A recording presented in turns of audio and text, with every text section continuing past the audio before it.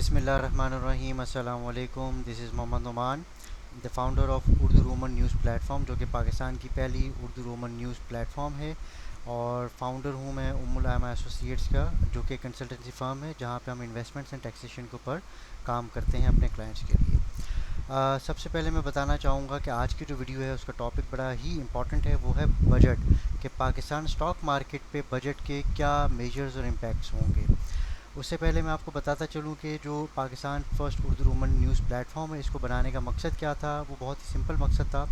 वो ये था कि आप अगर देखें, जितनी भी बिज़नेस, इकनॉमी और फाइनेंस से रिलेटेड न्यूज़ हैं वो सब इंग्लिश में आती थी। उर्दू में बहुत कम स्क्रिप्ट में जो है इसके ऊपर काम किया जाता था। तो जिस वजह से क्योंकि मेरा अपना एक्सपोजर भी रहा है फाइनेंशियल फील्ड से, बिज़नेस फील्ड से, तो ज़ाहिर सी बात है कि हर कोई जो है वो इतना फ्लुएंट नहीं होता है इंग्लिश के अंदर। और ज़ाहिर सी बात है कि जो लैंग्वेज है ये बड़ी कॉमन लैंग्वेज है पूरे ख़त्े के अंदर, कि आप इसको टेक्स्ट में यूज़ करते हैं। तो हमने कोशिश की कि एक गैप फिल किया जाए कि जो फ्लुएंट नहीं है इंग्लिश में, उनको भी फाइनेंस और बिज़नेस और इकनॉमी की न्यूज़ मिल सकें। तो आइए हम अपनी वीडियो की तरफ चलते हैं कि पाकिस्तान स्टॉक मार्केट पे बजट के क्या इम्पैक्ट्स पड़ेंगे और क्या मेजर्स लिए गए हैं बजट के अंदर। तो इसी को हम अपनी न्यूज़ में भी कवर कर चुके हैं, तो मैंने कहा कि आपके साथ एक वीडियो में भी शेयर किया जाए। और इसके लास्ट में हम इंशाल्लाह आपके साथ टेक्निकल चार्ट्स को डिस्कस करेंगे, ताकि आप लोगों को आइडिया हो सके कि मार्केट के ट्रेंड्स क्या होंगे आगे बजट के बाद। तो जैसा कि न्यूज़ में बताया गया है कि 9 जून को जो है फेडरल मिनिस्टर जो सागदार हैं, फाइनेंस मिनिस्टर, उन्होंने बजट पेश किया। इसके जो इम्पैक्ट हैं, सबसे पहला इम्पैक्ट अगर हम स्टॉक एक्सचेंज की बात करें, तो सबसे पहले अगर आप देखें यहाँ पे बोनस शेयर्स पे जो है 10% का टैक्स लगा दिया गया है। कंपनीज़ के जो एक्स्ट्रा गेंस पर जो है 50% का टैक्स इम्पोज किया गया, जो कि 2019 से 2023 तक जो बुक किए गए थे। री इम्पोजिशन ऑफ सुपर टैक्स जो है वो 1% से 10% तक लगा दिया गया है। इसी के बाद अगर हम कमर्शियल बैंक्स की बात करें, तो बैंक्स पर 10% सुपर टैक्स कंटिन्यू, और टैक्स रेट जो है वो 39% से 49% तक इंक्रीज़ कर दिया गया है। नॉन फाइलर्स के अकाउंट्स पर विद होल्डिंग टैक्स जो है वो रीइम्पोज कर दिया गया ऑन विड्रॉल्स, जो कि सेम पहले जब 50,000 तक का था। लो कॉस्ट हाउसिंग की अगर हम बात करें, तो agriculture, SME including IT and IT enable services के लिए जो इंक्रीमेंटल लोन्स पर जो नेक्स्ट 2 ईयर्स के लिए जो टैक्स था वो 20% से रिड्यूस कर दिया गया है। फिर इसकी अगर हम बात करें एक्सोजीनियस फैक्टर्स की वजह से जो एक्स्ट्रा ऑर्डिनरी गेंस जो कि प्रॉफिट की शक्ल में आए, 50% तक टैक्स का इजाफा कर दिया गया है बैंकिंग सेक्टर के लिए। इसी तरह से ऑटोज़ की अगर हम बात करें, तो ऑटोज़ के अंदर हाइब्रिड व्हीकल्स की जो इंपोर्ट पर सीडी जो थी वो 1% रिड्यूस कर दी गई है। इसी के साथ यूज्ड एंड ओल्ड व्हीकल्स जो कि एशियन मेड हैं, अबव 1300 सीसी की जो इंपोर्ट पर removal of cap on fix duties and taxes, तो जो कैप था वो रिमूव कर दिया गया है। नॉन लोकलाइज्ड जो कि सीटीकेडी ऑफ हैवी कमर्शियल व्हीकल्स पर जो 10% से 5% तक कस्टम ड्यूटी जो वो रिड्यूस कर दी गई है। तो ये एक अच्छी खबर है ऑटो सेक्टर के हवाले से भी। आईटी सेक्टर को बहुत ज़्यादा नवाजा गया है, जिसमें अगर हम बात करें आईटी एक्सपोर्ट के लिए कंसेशनरी फिक्स टैक्स रेट जो है वो 0.25% जो है वो नेक्स्ट 3 ईयर्स के लिए भी कंटिन्यू कर दिया गया है, जो कि पिछले 3 साल का था। इसी तरह से आईटी रिलेटेड जो इक्विपमेंट की जो ड्यूटी फ्री इंपोर्ट्स की जो 1% वैल्यू पे इक्वलेंट था, एक्सपोर्ट प्रोसीडिंग्स को कंटिन्यू किया गया है। पाकिस्तान सॉफ्टवेयर एक्सपोर्ट बोर्ड के साथ जो रजिस्टर्ड आईटी कंपनीज़ हैं, उनकी जो इंपोर्ट सेल्स पर टैक्स जो है वह एग्जाम कर दिया गया है। अच्छा, स्टार्टअप्स के लिए इसमें बहुत बड़ी खबर है। यहाँ पे अगर आप देखें, तो स्टार्टअप्स के लिए वेंचर कैपिटल फंड जो है वो 5 बिलियन तक जो है एलोकेट कर दिया गया है। आईटी सेक्टर में एडिशनल एडवांसेस के से बैंकिंग कंपनी की इनकम पर 20% कंसेशन टैक्स के रेट स्टैंडर्ड जो है 39% हो गए हैं। तो ये एक नेगेटिव खबर है, जो कि 20% से 39% हो गए हैं।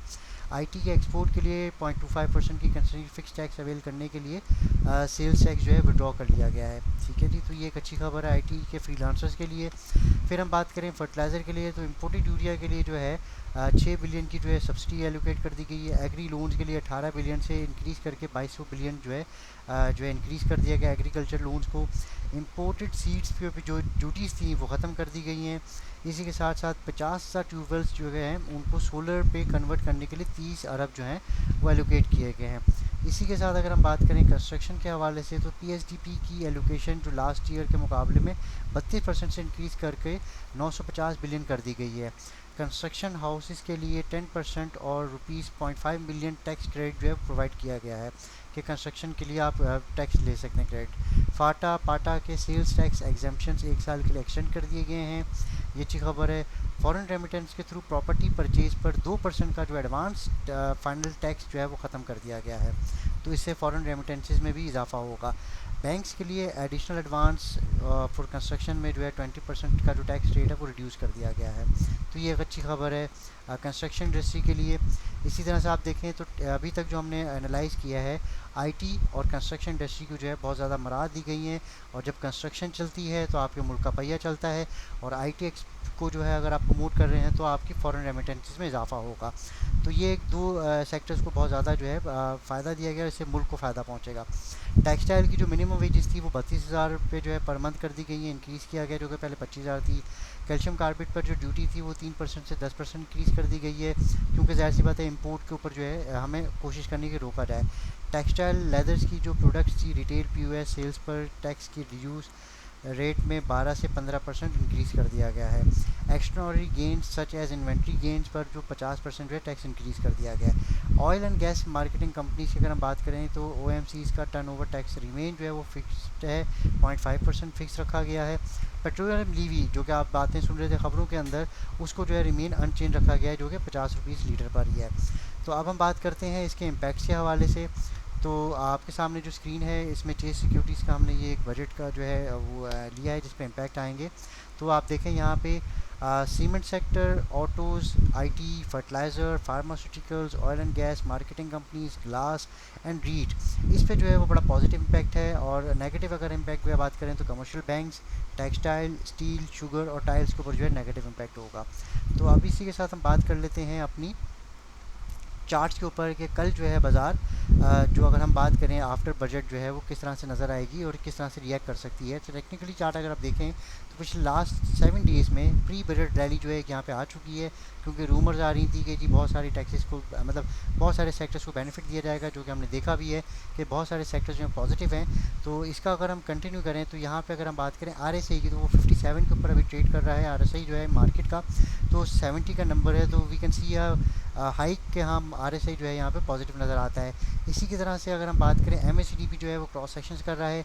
अगर हम लेवल्स की बात करें तो बाज़ार जो है वो 42,200 का जो एक सपोर्ट लेवल है, अपर साइड पे रेजिस्टेंस लेवल्स है, जिसको 2 दफ़ा टच कर चुकी है और फिर अगेन थोड़ा सा डाउन साइड पे रही है। और अब अगर हम बात करें तो 42,200 के लेवल को जो बाज़ार दोबारा टच कर सकती है कल की डेट में, और अगर बाज़ार में वॉल्यूम्स आ जाते हैं, सेक्टर्स में रैली आ जाती है, तो बाज़ार जो है वो 43,000 के लेवल को टच कर सकती है। तो 43,000 का लेवल जो होगा जो कि पॉजिटिवली प्रॉफिट टेकिंग का लेवल होगा, तो वहाँ पे प्रॉफिट टेकिंग की जा सकती है। इसी के साथ जो हमारे साथ जो क्लाइंट्स और इन्वेस्टर्स अटैच्ड हैं उनको जो है हम ये बताते चलें कि जो स्टॉक्स होंगे वो हमारी टीम जो है उनको रिकमेंड कर देगी, जो व्हाट्सएप ग्रुप्स वगैरह हैं जो हमारी ईमेल्स के थ्रू उनको मिल जाएंगी। बाकी इसमें एक चीज़ हम आपको और बताते चलें कि पाकिस्तान उर्दू रोमन न्यूज़, क्योंकि हम बिज़नेस, इकनॉमी और फाइनेंस को जो है वो बहुत ज़्यादा प्रमोट कर रहे हैं, ताकि बिज़नेस, क्योंकि आपको पता है दुनिया का सबसे बड़ा जो सेक्टर है वो फाइनेंशियल सेक्टर है।